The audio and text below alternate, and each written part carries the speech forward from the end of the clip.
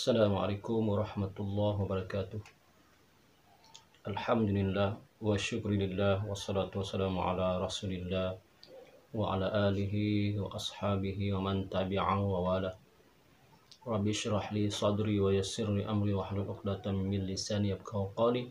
Subhanaka la 'ilma lana illa ma 'allamtana innaka antal alimul hakim. La haula wa la quwwata illa billahil azim.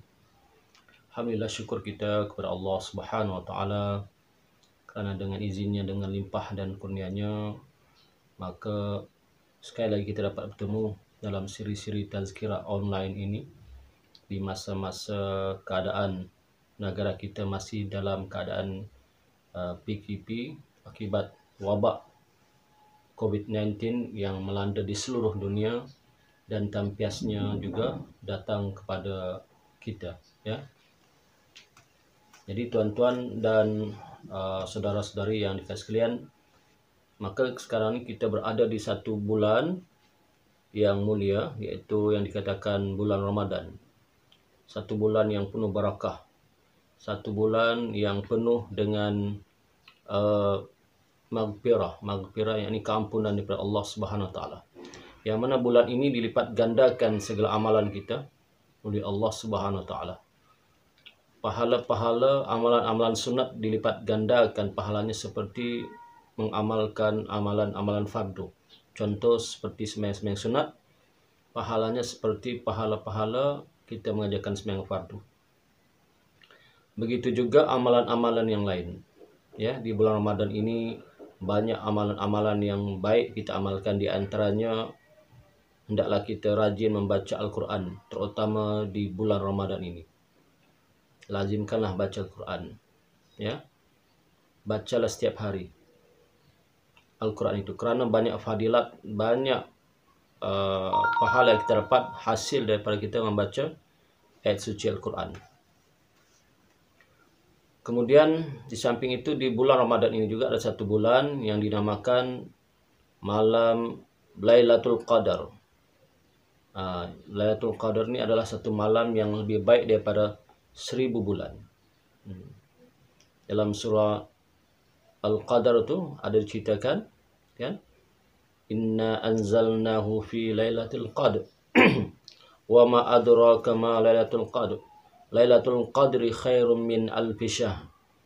Lailatul qadr itu lebih baik daripada 1000 bulan. Ya, Lailatul Qadar itu lebih baik daripada 1000 bulan, yang mana dia akan turun pada satu malam di bulan Ramadan. Dan juga dikatakan, disebutkan dalam hadis, malaikat-malaikat pun akan turun memenuhi bumi ini, mengucapkan salam kepada orang yang beramal ibadah pada malam itu, iaitu daripada terbenamnya matahari hingga masuk waktu fajar. Maka berdatanganlah malaikat, Allah perintahkan turun ke bumi. Untuk apa, tuan-tuan? Untuk mendoakan orang yang beribadah, memberi salam. Begitulah sampailah terbit fajar. Bilakah masa Lailatul Qadar itu? Mengikut keterangan para ulama, kebiasaannya berlaku ialah pada 10 akhir bulan Ramadan. Sebab itu di bulan Ramadan ini kita disunatkan beriktikaf, ya, di masjid-masjid. Tapi oleh kerana masalah sekarang, masalah dalam masa PKP, maka tidak apa, cukuplah kita beribadah di rumah masing-masing dengan mengikhlaskan diri kepada Allah SWT, dengan beribadah kepada Allah SWT, seperti banyakkan membaca Al-Quran, banyakkan berzikir, ya, buat perkara-perkara yang berfaedah, yang dapat memberi pahala. Tuan-tuan dan puan-puan yang dikasihi sekalian, puasa ini sebenarnya, kalau mengikut kata Imam Al-Ghazali rahimahullah ta'ala, puasa ini terbahagi kepada 3 bahagian. Puasa ini terbahagi pada 3 bahagian, kata Imam Al-Ghazali rahimahullah ta'ala. Yang pertama dipanggil puasa umum ataupun puasa orang awam. Yang kedua dipanggil puasa khusus. Dan yang ketiga dipanggil puasa khususul khusus.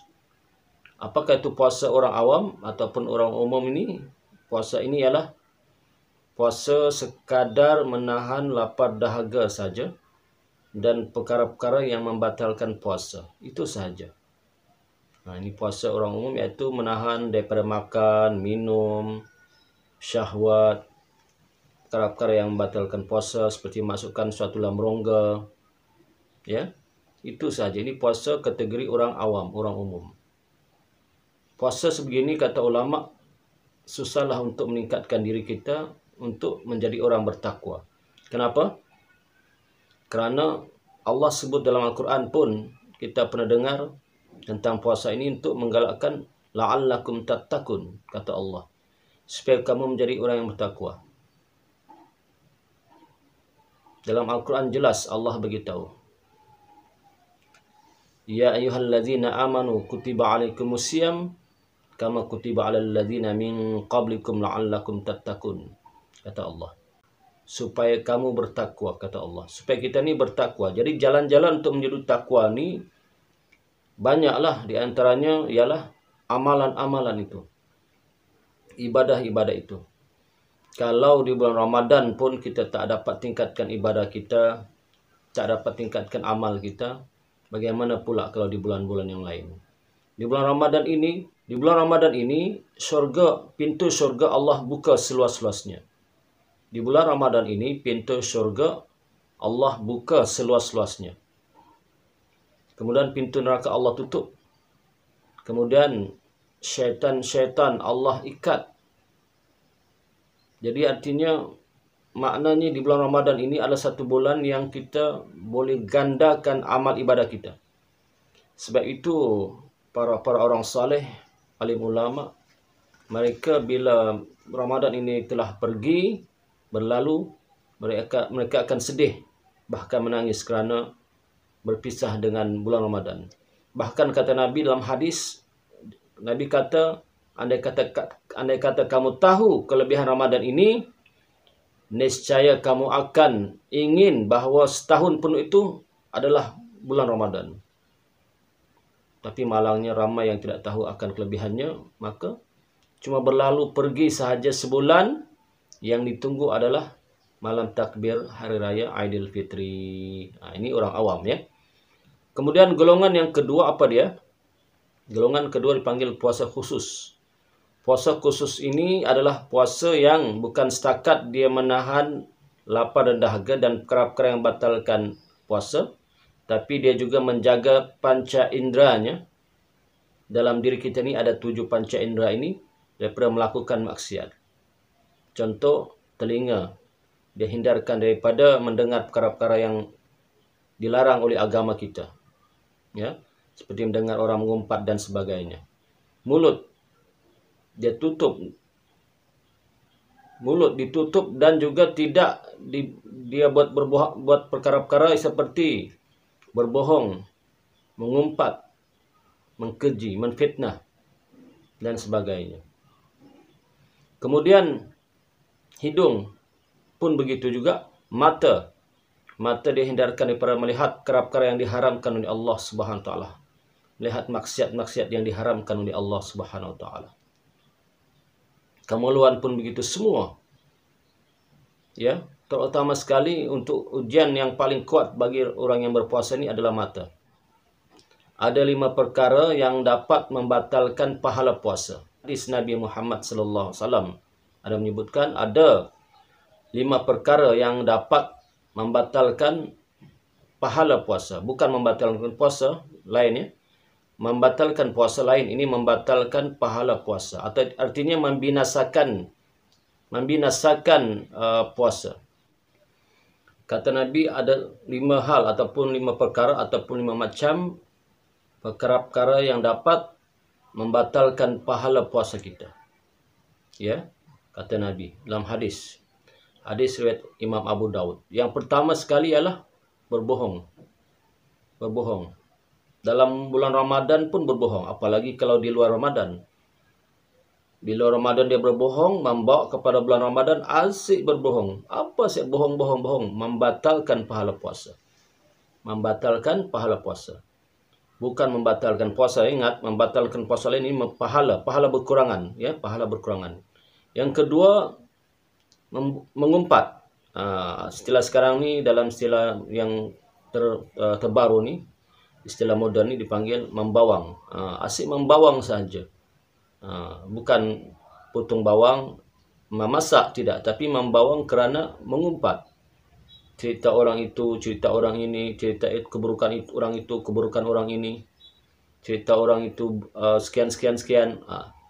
Membatalkan pahala puasa, ya. Saya nak ulang lagi, bukan membatalkan puasa, tapi mengurangkan pahala puasa. Lebih tepatlah, senang kita sebut, mengurangkan pahala puasa.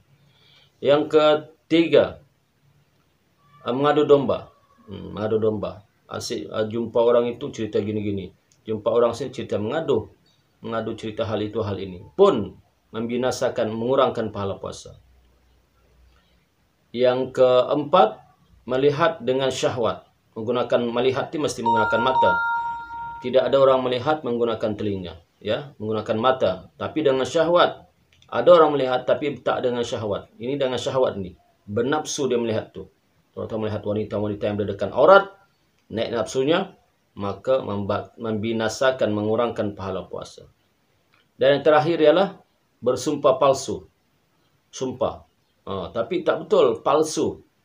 Ini adalah dilarang sekali. Bahkan ia dapat mengurangkan pahala puasa. Bukan membatalkan puasa, tetapi kata ulama mengurangkan pahala puasa. Artinya kalau andai kata dinisbahkan puasa kita itu dalam sehari itu 100 markah, potong, tinggal sedikit. Subhanallah. Ya. Jadi sebab itu kata Nabi, dalam hadis yang lain, kata Nabi, banyak orang berpuasa. Banyak orang berpuasa. Ya. Tapi tidak dapat apa-apa. Melainkan dapat ju'i wal atas, kata Nabi. Banyak orang berpuasa tapi melainkan dapat ju'i wal atas. Apa itu ju'i wal atas? Ialah hanya dapat lapar dan dahaga saja. Mereka berpuasa sekadar mendapat lapar dan dahaga saja. Tak lebih daripada itu. Ramai, ya, orang berpuasa, kata Nabi. Tapi sekadar mendapat lapar dan dahaga. Okey. Jadi ini yang puasa kedua ni adalah puasa orang-orang soleh. Iaitu puasa khusus adalah puasa orang soleh. Mereka menjaga. Orang-orang soleh ini menjaga panca indera mereka. Ya. Bukan setakat mereka menjaga perkara-perkara yang batalkan puasa. Iaitu makan, minum, menjaga syahwat, memasukkan sesuatu dalam rongga badan dan sebagainya. Tetapi mereka juga menahan segala panca indera mereka yang lahir daripada melakukan maksiat. Ini puasa yang kedua, puasa orang-orang salih. Tuan-tuan, kalau kita dapat puasa ini cukup, alhamdulillah, ya. Tapi bukan senanglah, ujian banyak, ya. Yang ketiga, ya, puasa khususul khusus. Ini puasa ni kita nak sebut awal-awal lah. Khususul khusus ini ialah puasa tentulah para rasul dan anbiya. Yakni para rasul dan nabi dan juga para kekasih-kekasih Allah ataupun wali-wali Allah yang tinggi, yang besar-besar. Yang mana mereka ni bukan setakat menahan lapar dahaga sahaja. Bukan setakat menjaga seperti orang saleh tadi, panca indera itu daripada membuat maksiat. Tapi yang lebih penting mereka menjaga hati. Qalbi, orang jaga. Qalbi, hati pun tidak berkata-kata. Hati pun tidak membuat maksiat. Seperti apa? Mengumpat, mengata dan sebagainya. Ya. Ada orang zahir tidak apa-apa. Tidak membuat maksiat. Tapi hati, nampak? Ini dia dalam hati. Dia ni begitu-begitu dalam hati. Dia tu begitu-begitu dalam hati. Orang-orang martabat yang ini, puasa khususul khusus ini, yaitu di kalangan para wali Allah dan anbiya dan rasul, ini mereka ni memanglah Allah bagi kelebihan, ya. Mereka dapat menjaga semua lahir dan batin. Ya, lahir mereka jaga puasa, batin mereka pun berpuasa. Hati mereka sentiasa 24 jam mengingati Allah. Hati mereka sentiasa 24 jam dalam mengingati Allah Subhanahu Wa Taala. Tidak ada perbuatan-perbuatan yang lagha, yang sia-sia yang mereka lakukan sepanjang bulan Ramadan itu. Tentulah iman para rasul dan anbiya ini, iman mereka ini adalah iman yang meningkat. Kata ulama, selain para rasul dan anbiya, ada juga kalangan para wali Allah yang tinggi-tinggi. Iman mereka ni naik, tak turun-turun. Mereka dekat dengan Allah, mereka hampir dengan Allah. Mereka di kategori golongan muqarrabin yang hampir dengan Allah SWT. Inilah di antaranya orang yang saya sebut tadi mendapat pahala puasa yang Allah lipat gandakan, yaitu puasa khusus orang-orang tertentu, ya, orang-orang hebat Allah nih, golongan-golongan spesial Allah nih. Mereka inilah orang yang berjaya dunia dan akhirat. Mereka ini adalah orang yang manusia yang sebaik-baik manusia, yang sempurna di dunia dan sempurna di akhirat. Tuan-tuan yang dikasih sekalian, jadi kita bayangkanlah puasa kita di kategori yang mana?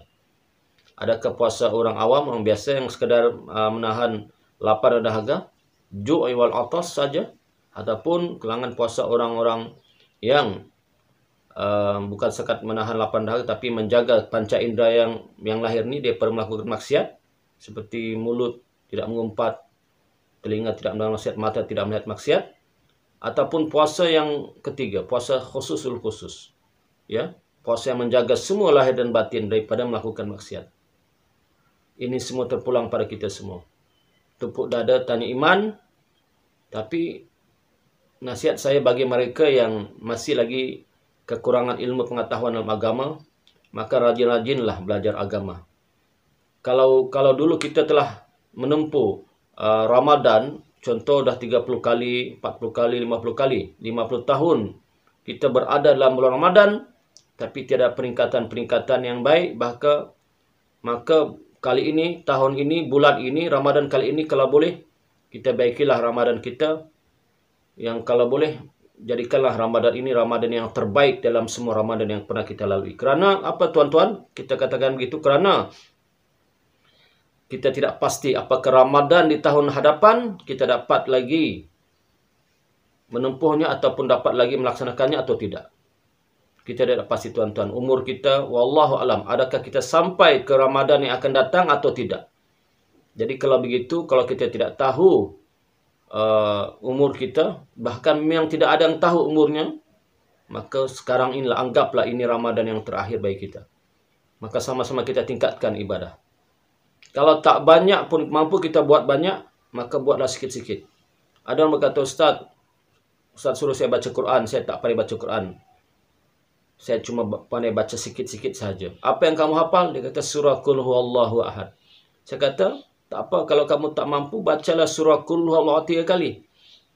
Kerana barang siapa membaca surah Qul Huwallahu 3 kali, pahalanya seperti dia membaca 30 juz Al-Quran. Okey, bagi mereka yang tidak hafal Al-Quran, banyakkanlah mendengar Al-Quran. Mendengar, dan masa time ni lah cari guru-guru untuk belajar membaca Al-Quran. Walaupun sekadar mukaddam. Yang penting ada kesungguhan, ada niat kita. Kemudian bagi mereka yang kurang ilmu fardu ain, maka masa inilah kita belajar, masih cari guru untuk kita belajar ilmu fardu ain.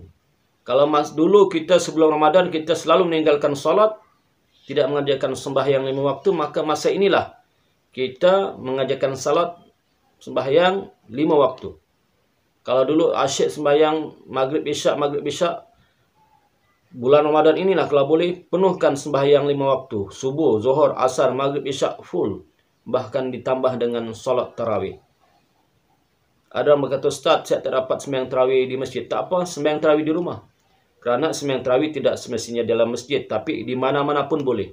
Walaupun berduaan sudah pun boleh. Walaupun seorang pun boleh.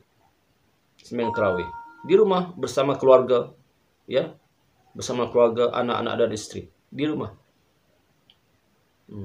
Kalau mereka dulu kurang bersedekah, ya, maka bulan Ramadan inilah kalau boleh banyakkan bersedekah. Carilah fakir-fakir miskin bersedekah. Carilah orang-orang susah bersedekah. Contoh orang yang berpuasa, kita hadiahkan mereka makan untuk berbuka, maka pahalanya besar. Pahalanya besar seperti mana pahala orang yang berpuasa itu pun kita dapat juga. Besar pahalanya tuan-tuan. Ya, dan rajin-rajinlah bangun malam kerana untuk membiasakan diri supaya kita besok supaya nanti di malam Lailatul Qadar kita sudah terbiasa untuk bangun malam, maka mudah-mudahan pada bulan ini, tahun ini, bulan Ramadan ini kita dapat mengajarkan ibadah di malam Lailatul Qadar. Tiap tahun-tahun yang lepas kita selalu miss. Asal malam Lailatul Qadar kita tidur. Asal malam Lailatul Qadar kita buat perkara lain. Tapi kalau boleh tahun ini, kalau boleh kita tingkatkanlah malam 10 malam terakhir itu hidup dengan ibadah, supaya mudah-mudahan dengan 10 malam terakhir itu, di antara malam itu kita termasuk dalam malam yang disebut malam lebih baik daripada 1000 bulan, yaitu malam Lailatul Qadar. InsyaAllah, ya. InsyaAllah. Yang mudah-mudahan apa yang kita ceritakan ini dapat memberi manfaat pada tuan-tuan dan puan-puan sekalian, dan termasuk diri saya sendiri, ya. Yang benar itu datang dari Allah SWT, dan salah dan silap itu tentulah datang daripada kelemahan nafsu saya sendiri. Ya, saya sudahi dengan wabihi wallahu alam.